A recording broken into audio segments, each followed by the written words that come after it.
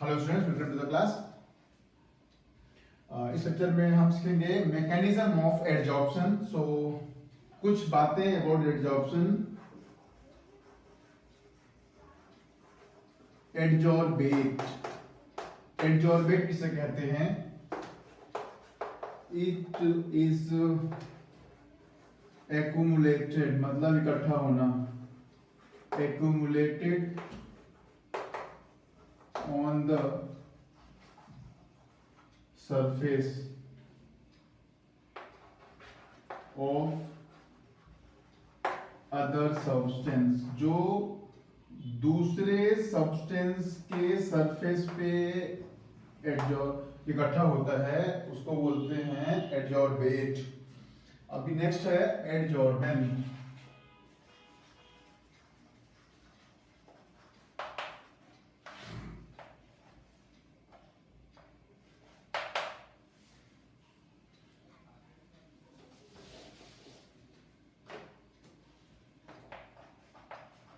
The substance get accumulated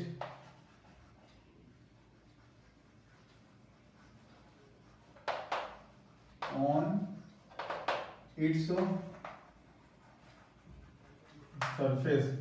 जो दूसरे के सरफेस पे इकट्ठा हो वो है एडजॉर्बेट, और जिसकी सरफेस पे कोई सब्सटेंस इकट्ठा हो वो है एडजॉर्बेंट। जैसे मैं बोर्ड पे लिख रहा हूं तो जो चौक है वो है एडजॉर्बेट। एग्जांपल क्या होगा इसका? फॉर एग्जांपल चौक, जो चौक मेरे हाथ में है वो है एडजॉर्बेट। और फॉर एग्जांपल बोर्ड, ये जो बोर्ड है जिसपे मैं लिख रहा हूं ये क्या हो गया? Adsorbent. Now come to mechanism.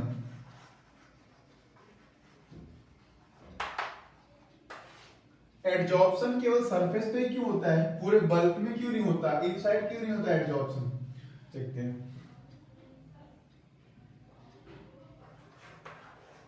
The cause for adsorption is the residual force। ये जो रेसिडुअल फोर्स है वो है कॉज ऑफ एडजॉर्प्शन, राइट? अब डिफाइन करते हैं रेसिडुअल फोर्स को। What is residual force? अब ये डिफाइन करते हैं रेसिडुअल फोर्स को।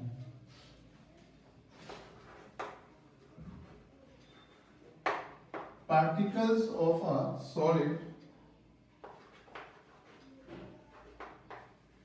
इन बल्क, मतलब अंदर, are attracted bye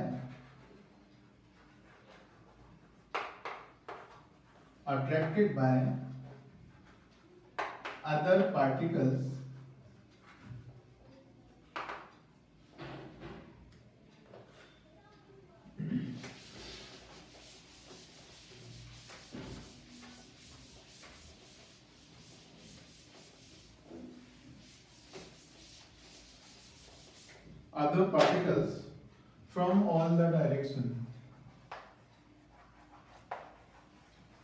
from all the directions। एक काम करो, आप ना एक क्रिकेट बॉल इमेजिन करो, और ऐसा इमेजिन करो कि उसके सेंटर में एक छोटी सी बॉल रखी है। एक क्रिकेट बॉल है, उसके सेंटर में एक छोटी सी बॉल रखी है, और पूरी क्रिकेट बॉल छोटी छोटी बॉल से भरी हुई है। तो जो जो बॉल एकदम, एक फुटबॉल इमेजिन करो, फुटबॉल के अंदर समझो कि सेंटर में एक छोटी सी बॉल रखी है, और पूरी की पूरी फुटबॉल ही बॉल से भरी हुई है। तो जो बॉल फुटबॉल के सेंटर में है उसके चारों तरफ छोटे छोटे बॉल हैं।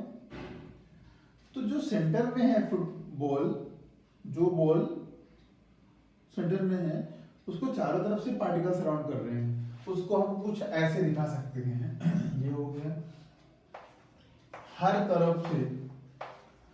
तरफ से उसको स्मॉल बॉल्स अट्रैक्ट कर रहे हैं, राइट। ऐसा कोई भी डायरेक्शन नहीं है 3D में जिस तरफ से उसको बड़े दूसरे बॉल अट्रैक्ट नहीं कर रहे हैं। अब उसी फुटबॉल को बीच से कट कर दो, जैसा फिल किया था वैसा ही फिल रखो, बस बीच से कट कर दो, तब सीन क्या बन जाएगा, यहां से कट कर दो, बीच से, यहां से एकदम सेंटर से कट कर दो, राइट। तब क्या सीन बनेगा, जैसे ही आपने बॉल को सेंटर से कट कर दिया, मानो कि ऐसा रखा हुआ है बॉल, तो ऐसा कट कर दिया तो आपके तरफ बॉल नहीं है, तो ये वाले पोर्शन को हटा दिया, जो आपकी तरफ हिस्सा था उसको हटा दिया, इधर का ये पोर्शन हटा दिया, आप क्या बचा,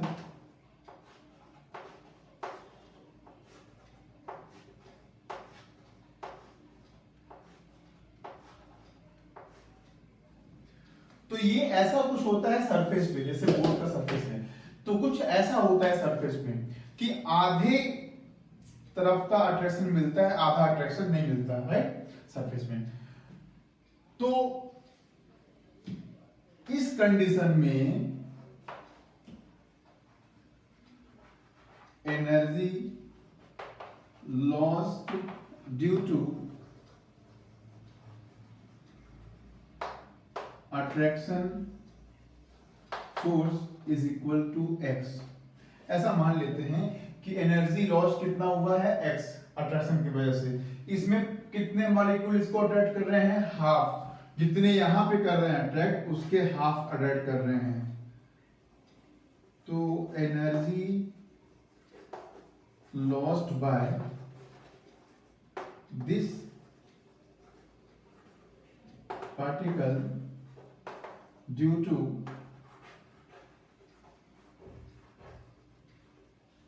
अट्रैक्शन इज इक्वल टू, क्योंकि इसके कंपैरिजन में इसको हाफ पार्टिकल्स मिल रहे हैं अट्रैक्शन करने वाले, तो एनर्जी लॉस कितना हो गया, हाफ। तो जो पार्टिकल बल्क में है, इनसाइड है, उसके कंपैरिजन में जो पार्टिकल सरफेस में है उसके पास कितनी एनर्जी बाकी है,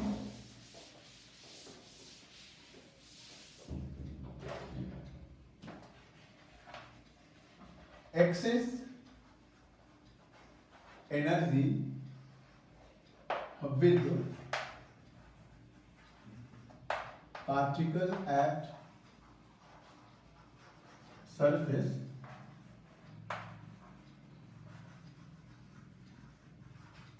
as compared to particle in the bulk is equal to x minus x by 2। जो बल्क में है उसने लूज किया x, जो सरफेस में है उसने लूज किया x by 2, तो कितना हो गया, x by 2। इतनी एनर्जी ज्यादा है, is equal to residual energy. जो एक्स्ट्रा एनर्जी है, यही एनर्जी रिस्पॉन्सिबल है एडजॉर्प्शन की। अब क्या है कि जो पार्टिकल सरफेस में है, वो पार्टिकल इस रेसिडुअल एनर्जी को लूज करना चाहता है। एनर्जी लूज करने का एक ही तरीका है बॉन्ड फॉर्मेशन, एनर्जी गेन करने का एक ही तरीका है बॉन्ड ब्रेकिंग। तो एनर्जी लूज करना चाहता है, इस रेसिडुअल एनर्जी को लूज करना चाहता है, इसके लिए जो ये पार्टिकल है सरफेस पे वो बॉन्ड बनाता है, राइट, जितना पॉसिबल हो पाए उतना बॉन्ड बनाता है, right. To lose residual energy particle at the surface forms bond. This is the cause of adsorption.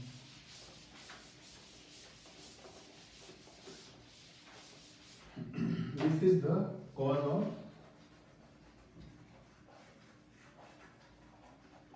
adsorption. अब मैकेनिज्म के अंदर ही हम पढ़ते हैं थर्मोडायनामिक्स ऑफ एडजॉर्प्शन।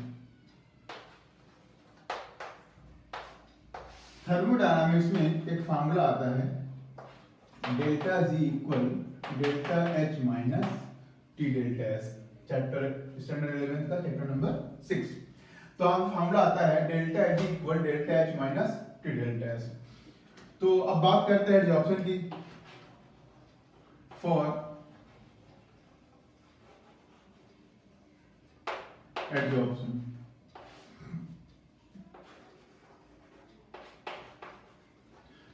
एडजॉर्प्शन में क्या होता है, bonds are form, right, bond form होता है, राइट ना, new bonds are form, new bonds are form. अब जब बॉन्ड फॉर्म होगा एनर्जी रिलीज होगी, डेल्टा एच क्या हो जाएगा, negative, new bonds are form, so delta H equal negative, right. अब जब नए बॉन्ड्स फॉर्म होंगे तो अभी जो पार्टिकल्स फ्री थे मूव करने के लिए, एडजॉर्प्शन के पहले जो पार्टिकल्स मूव करने के लिए फ्री थे, अब वो बॉन्ड हो गए तो उनका फ्रीडम कम हो गया, right. Due to bond formation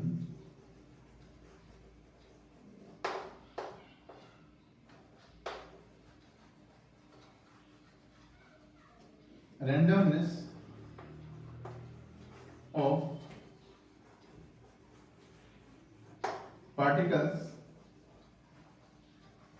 decrease, so delta s is equal to, जब randomness डिक्रीज होगा तो डेल्टा एस नेगेटिव हो जाएगा, right.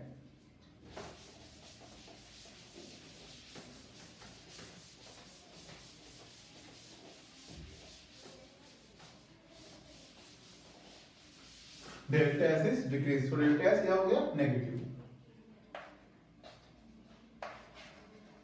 For a process here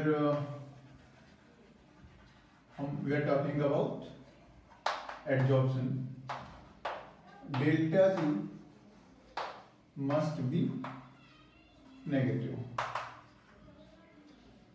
तो delta S negative, so minus T delta S is equal to positive. अब T delta S क्या हो गया, माइनस टी डेल्टा एस क्या हो गया, पॉजिटिव। अब डेल्टा एच क्या है, नेगेटिव, तो दो साइन मिल गए हमें, डेल्टा एच मिला है नेगेटिव, डेल्टा एच मिला है नेगेटिव, और माइनस डेल्टा एच मिला है पॉजिटिव। तो ये सपोर्ट कर रहा है प्रोसेस को, because delta G must be negative, तो ये नेगेटिव होकर सपोर्ट कर रहा है प्रोसेस को, मेकिंग डेल्टा जी नेगेटिव, और ये अपोज कर रहा है, right. S minus T delta S is equal to positive, so this term oppose adsorption, so delta H more than T delta S, then only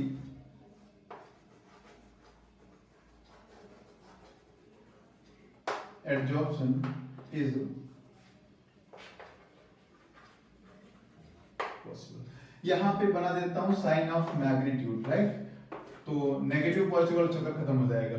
so magnitude of delta H must be more than magnitude of delta T delta S, then only the process can be spontaneous, right.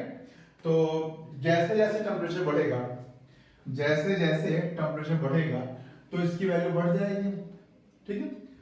तो इसकी value बढ़ने से क्या हो जाएगा, positive value of minus T delta S will dominate negative value of delta H, so adsorption become not feasible.